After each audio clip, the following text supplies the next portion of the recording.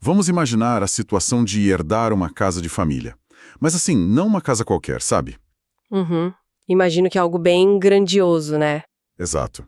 É como uma mansão colossal, que um dia já foi o orgulho de toda a sua linhagem, o coração pulsante ali da comunidade. Nossa. Mas que, pelo jeito da história, acabou sendo completamente vandalizada, certo? Isso. Vandalizada e negligenciada pela geração anterior. As janelas estão tapadas com tábuas, tem entulho e sujeira acumulados, tipo até o teto. Caramba, aquele ar denso, viciado, né? Mofo nas paredes. Exatamente. E uma escuridão total. Mas aí, a gente tem que elevar essa imagem para uma escala infinitamente maior. Porque a gente não está falando só de um prédio físico. A gente está falando do templo de Deus, lá em Jerusalém. Uau! É. E a falência, nesse caso, não era de uma simples família, sabe? Era a falência espiritual de uma nação inteira. Pois é. É um cenário de desolação que beira o inimaginável. O que estava em jogo ali não era arquitetura. Era a própria alma de uma sociedade que tinha perdido completamente o seu norte. Com certeza, uma letargia espiritual profunda. E é justamente a partir dessa escuridão profunda que a gente começa a nossa imersão de hoje. Para quem está chegando agora, o nosso foco é desbravar um dos relatos mais fascinantes da Antiguidade Bíblica, que é o capítulo 29 de 2 Crônicas. Um texto riquíssimo, né? Muito. E para fazer isso com a profundidade que o texto exige, a gente reuniu uma base de fontes fantástica. Nós estamos trazendo para a mesa os comentários teológicos do pastor Heber Toth-Armi. Sim, que são excelentes. Também as análises muito perspicazes da Rosana Barros e do Michelson Borges. E, claro, bebendo de reflexões muito ricas do canal Reavivados NT. E o que todas essas fontes têm em comum, sabe, é a forma como elas dissecam o impacto de uma reforma verdadeira. É impressionante como um texto tão antigo consegue diagnosticar problemas tão atuais. Com certeza. E a nossa grande missão com a imersão de hoje é tentar entender a engenharia espiritual por trás disso tudo, né? Exato. Desvendar esse processo. A gente quer descobrir como a reabertura daquelas imensas portas de madeira de um templo antigo lá no Oriente Médio carrega o poder literal de, destrancar corações hoje. Uhum. Como que é possível pegar uma nação inteira mergulhada na mais densa letargia, no mais profundo afastamento de Deus, e transformar isso num verdadeiro avivamento? Olha, para entender a magnitude dessa virada, a gente precisa primeiro entender o tamanho do buraco em que eles estavam. O capítulo começa nos situando ali logo após o reinado de Acaz, que foi o pai do rei Ezequias. E o Acaz não era brincadeira, né? Nossa, não mesmo.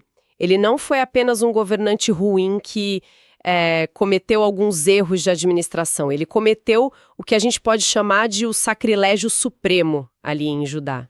Ele institucionalizou a coisa toda. Isso. Ele não só flertou com a idolatria, ele institucionalizou a rebelião contra o Criador. O relato bíblico nos mostra que ele simplesmente apagou as lâmpadas sagradas. Caramba! Silenciou os cânticos que ecoavam ali há gerações e, sabe, no que talvez seja o ato mais simbólico de todos, ele trancou com pesadas portas o templo do Senhor. Ele literalmente fechou a porta na cara de Deus.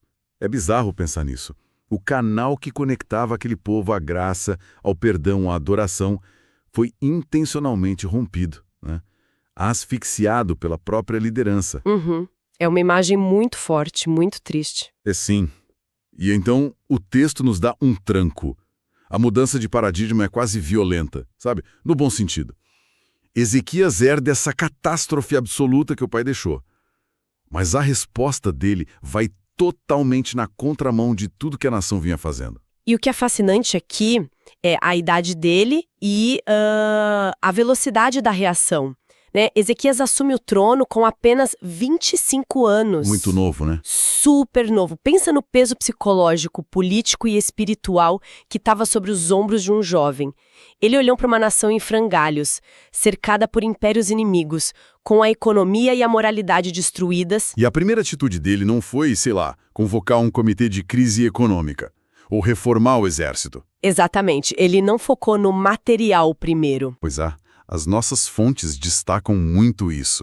A Bíblia relata que logo no primeiro ano do seu reinado, no primeiríssimo mês, a primeira ordem que sai da boca dele é: abram as portas da casa do Senhor e consertem essas portas. Uhum. Uma decisão imediata. Sim. Não teve meses de deliberação no palácio, sabe? Foi a prioridade absoluta. O dia 1 do governo dele. E essa urgência demonstra uma clareza de propósito que normalmente leva décadas para um líder desenvolver, né?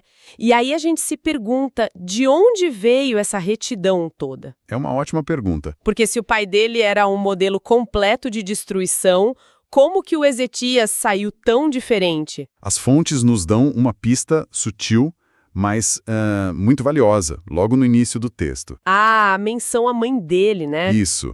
A mãe de Ezequias é mencionada pelo nome Ábia, e na cultura bíblica, nomes carregam profecias e propósitos. Ábia significa, meu pai é o Senhor. Nossa, isso é um detalhe incrível, de verdade. Uma influência materna ali nos bastidores.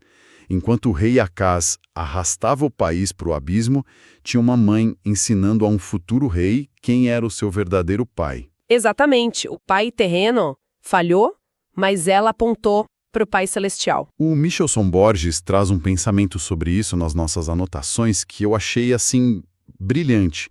Ele diz que a infidelidade não é destino. Essa frase resume tudo, né? A infidelidade não é destino.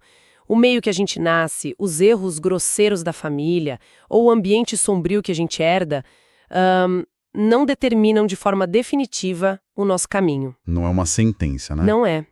O Ezequias aprendeu por contraste. Ele olhou para a vida do pai terreno, viu a podridão e as consequências do pecado e decidiu conscientemente que ia se agarrar ao Pai do céu. Ele quebrou o ciclo de gerações. Ok, vamos desvendar isso. Porque me leva a um ponto bem prático. Ele tomou a decisão, ele quebrou o ciclo e mandou abrir as portas daquela casa velha e suja. Só que uma porta aberta, por si só, não resolve o problema. Não, de jeito nenhum. Se o lugar está em ruínas, a porta aberta só expõe a sujeira para quem está do lado de fora, né? Ezequias sabia que não dava para simplesmente, sei lá, voltar a celebrar cultos no meio do entulho. Exatamente. A abertura das portas foi só o estopim da coisa toda. O Ezequias entendia um princípio espiritual fundamental que a comentarista Rosana Barros enfatiza muito bem na sua análise. Que é a questão da ordem das coisas, certo? Isso, a santificação pessoal da liderança sempre tem que preceder a reforma do prédio. Não adiantava nada limpar as pedras do templo se os corações dos homens que iam ministrar ali continuassem manchados pela idolatria. Faz todo sentido. Então, o Ezequias convoca os sacerdotes e os levitas na Praça Oriental, e a ordem que ele dá não é administrativa, é puramente espiritual. Santifiquem-se primeiro. Eles precisavam lidar com a própria sujeira antes de ousarem tocar nas coisas sagradas de Deus, sabe? E aí começa um processo que, olha, eu confesso que me deixou muito intrigado durante a leitura das nossas fontes. É a parte da limpeza, né? Isso. Os sacerdotes entram na parte mais íntima do templo, o lugar santíssimo, para tirar a imundícia. Os levitas pegam essa sujeira, esse entulho, esses resquícios de idolatria e carregam tudo para fora da cidade. Levam até o Ribeiro de Cédron, né? Exato. Para o Ribeiro de Cédron para jogar fora, e o texto detalha o cronograma. Foram 8 dias para limpar o pátio e mais 8 dias para a parte interior. Exatos 16 dias de faxina pesada. E aqui a gente não tá falando de tirar poeirinha dos móveis, sabe? Era uma limpeza física de detritos e principalmente uma remoção de abominações, de altares pagãos que tinham sido colocados no lugar do altar de Deus. Nossa. O Ribeiro de Cedrão era historicamente o lugar onde a idolatria era descartada ali em Israel. Era um vale fora dos muros. Significava levar o pecado para fora do acampamento de forma definitiva. Mas espera aí, aqui é que eu quero dar um passo atrás e entender a lógica da coisa toda. Então, o que tudo isso significa, né? Nós estamos falando de Deus. O Deus que, segundo a narrativa bíblica, abre o Mar Vermelho, que derruba as muralhas de Jericó, que cria o universo só com a palavra. Se Deus é o Deus do impossível, o Todo-Poderoso, por que o Ezequias precisou submeter aqueles homens a 16 dias de trabalho braçal carregando entulho nas costas? É um ótimo ponto. O rei não poderia ter simplesmente, sei lá, decretado um jejum no palácio, feito uma oração poderosa e Deus, num piscar de olhos, varreria o templo e deixaria tudo purificado. Por que exigia esse esforço todo? Olha, isso levanta uma questão importante e vai direto ao cerne do que realmente é o arrependimento bíblico. Nós costumamos querer atalhos espirituais, né? Exato, aquela oração mágica. Exato, a gente quer a oração mágica que resolve anos de más escolhas em 3 segundos. Mas as fontes, especialmente a teologia ali por trás dos comentários do Prof. Herbert Attermead, mostram que o arrependimento exige intencionalidade. Intencionalidade. Uhum. A sujeira espiritual, quando ela é acumulada por anos de concessões, de desobediência e de idolatria enraizada, ela não deve desaparecer num passe de mágica, porque isso não mudaria o coração das pessoas, entende? Ah, entendi. Então Deus quer que a pessoa sinta o peso daquilo que ela mesma permitiu entrar. Perfeito, é exatamente isso. Aqueles 16 dias foram um processo pedagógico espiritual profundo. Os sacerdotes e levitas tiveram que olhar de frente para as abominações que eles mesmos permitiram que ficassem ali, sabe? Por covardia ou complacência durante o reinado de Acás, né? Sim. Eles tiveram que pegar aquele pecado com as próprias mãos, sentir o cheiro, o peso e caminhar com aquilo até fora da cidade. É um processo doloroso e exaustivo. Nossa! Deus é misericordioso e perdoa instantaneamente um coração quebrantado. Mas o processo humano de remover ídolos das nossas vidas, de mudar hábitos destrutivos, exige que a gente enfrente a nossa própria bagunça de frente. Leva tempo, exige suor. Caramba! Pensando por esse lado, aqueles 16 dias não foram um castigo ou, tipo, uma falha de Deus em fazer um milagre. Foram uma terapia intensiva, né? Uhum. Um processo de cura. Foi um presente de cura para a nação. A santificação não tem botão de atalho. E é lindo ver que, uma vez que esse suor foi derramado, uma vez que o templo e os corações estavam purificados, o palco estava finalmente montado para o propósito original daquele lugar. Que era a adoração genuína, né? Isso. E aqui, olha, me desculpe a empolgação, mas é onde a coisa fica realmente interessante. A nossa imersão fica fascinante agora. Porque a reação daquele povo é de uma proporção que a gente mal consegue dimensionar. Ezequias inicia a restauração dos sacrifícios. Uhum. Ele começa com a oferta oficial pela expiação dos pecados. 7 novilhos, 7 carneiros, 7 cordeiros e 7 bodes. Era tipo o rito necessário para purificar o reino, o santuário e o povo. Mas isso foi só o aperitivo, né? O que as fontes relatam a seguir é que, quando as comportas do perdão foram abertas, teve uma verdadeira avalanche, uma explosão incontrolável. Literalmente uma avalanche. Porque depois dos sacrifícios oficiais, a congregação, de forma voluntária, começou a trazer suas próprias ofertas de ações de graças. E o número que o texto registra é assustador: 3.970 sacrifícios trazidos pelo povo. É muita coisa. Pensa comigo. Os sacerdotes ficaram anos essencialmente desempregados, já que o templo estava trancado. E, de repente, num único evento, eles precisam lidar com quase 4.000 animais. É um volume tão absurdo de generosidade e de desejo por Deus que a equipe simplesmente colapsou. Não deram conta, né? Não. O texto diz que eles não deram conta de esfolar os animais e tiveram que chamar os levitas, que já tinham se santificado, para ajudar a segurar a onda. É um transbordamento literal da graça ali. E o que acompanhava todo esse movimento não era um silêncio sepulcral, mas uma adoração estrondosa. Ah, música, sim. O Ezequias resgata os instrumentos musicais, mas veja que detalhe importante aqui. Ele faz isso de acordo com o mandado do rei Davi e dos profetas Gade e Natã. O Michaelson Borges faz um alerta muito pertinente sobre o papel dessa música. Que não era só entretenimento, né? Exatamente. As liras, harpas e trompetas não foram trazidas para dar um ar de entretenimento, para fazer um show no meio do sacrifício. Uhum. A música ali era uma ferramenta teológica, sabe? Desenhada especificamente para elevar os pensamentos, para levar aquela imensa congregação a se prostrar em reverência. Um temor misturado com uma alegria indescritível diante da majestade divina. Nossa, eu imagino a cena como uma represa colossal. Anos e anos de água pressionando a parede, sabe? Uma adoração que estava reprimida, sufocada pela pressão lá do rei Acás. Uhum. Quando a imundícia foi finalmente removida do caminho e o perdão foi declarado, as comportas da represa se destrancaram.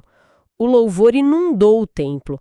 O povo estava faminto pela presença de Deus, e quando eles puderam provar isso de novo, eles simplesmente não se contiveram. Essa fome saciada é o que gera o verdadeiro avivamento, sabe? Mas assim, se a gente der um passo para trás e olhar a grande pintura bíblica, a gente percebe algo ainda mais profundo. O que seria? Toda essa cerimônia majestosa, os corais cantando e, principalmente, os rios de sangue correndo pelo altar, naqueles milhares de sacrifícios, nada disso era o fim da linha. Ah, claro. Apontava para frente. Sim, o sacrifício de um novilho não tem poder mágico para apagar o pecado de um ser humano.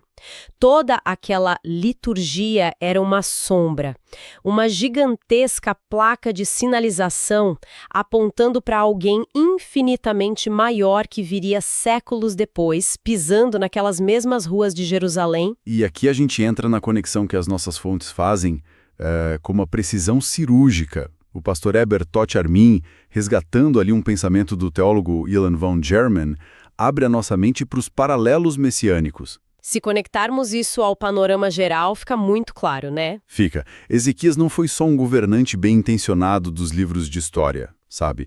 A vida dele operou como um espelho refletindo a missão do próprio Jesus Cristo. Os paralelos são mesmo de arrepiar. Ambos, tanto Ezequias quanto Jesus, iniciam seus grandes movimentos de redenção purificando o templo de Deus. É verdade. Ambos queimavam com um zelo inegociável pelos perdidos, por resgatar aqueles que tinham se esquecido da aliança. Há também um paralelo incrível de morte e ressurreição. Se a gente lembrar que o Ezequias, mais tarde, adoece com uma sentença de morte e Deus o cura. Concedendo a ele uma nova vida, né? Isso! E, para selar essa conexão de forma inquestionável, a graça de Deus eternizou o nome de Ezequias na genealogia direta de Jesus Cristo, lá no primeiro capítulo do Evangelho de Mateus. E o resultado dessa obra de purificação, tanto nos dias de Ezequias quanto na obra de Cristo, é descrito no versículo 36 do nosso capítulo de hoje. O que o texto diz lá? O texto diz que houve uma grande alegria, e o motivo dessa alegria é que Deus preparou o povo e fez a obra subitamente. A nação passou anos afundada nas trevas, e quando o arrependimento encontrou a graça, a restauração foi esmagadora. A alegria deles foi o subproduto imediato do perdão derramado no altar. Porque aquele sangue dos cordeiros que cobriu o altar restaurado de Ezequias apontava de forma infalível e inerrante para o sangue do Cordeiro de Deus que seria vertido na cruz do Calvário. Nossa, sim. É por isso que essa história importa tanto para a gente hoje. O sangue de Cristo é a única solução verdadeira, definitiva e inesgotável para a falência das nossas famílias, sabe, para a corrupção da nossa sociedade e para a purificação da sua igreja. O avivamento liderado por Ezequias foi tipo o ensaio geral mais lindo do Antigo Testamento para a salvação eterna garantida por Jesus. É de tirar o fôlego, perceber como uma narrativa que aconteceu milênios atrás pulsa com tanta urgência hoje, sabe? Mas assim, sabendo de tudo isso, nós não podemos tratar essas informações como uma mera curiosidade acadêmica. De jeito nenhum. Todo esse conhecimento histórico, todo esse mergulho teológico, ele precisa pousar na nossa realidade hoje. E analisando os nossos materiais, a gente percebe que toda essa história tem um alvo muito prático. Então, para quem está acompanhando a gente, presta atenção nisso. É hora de aplicar, né? Exato. Eu vou ler aqui exatamente o que a nossa fonte diz, porque é perfeito. O capítulo 29 de 2 Crônicas narra a história do rei Ezequias, que iniciou uma série de reformas religiosas no Judá. Aqui estão algumas aplicações espirituais que podemos extrair desse capítulo. Pode ler. O primeiro ponto diz o seguinte: 1. Renovação espiritual.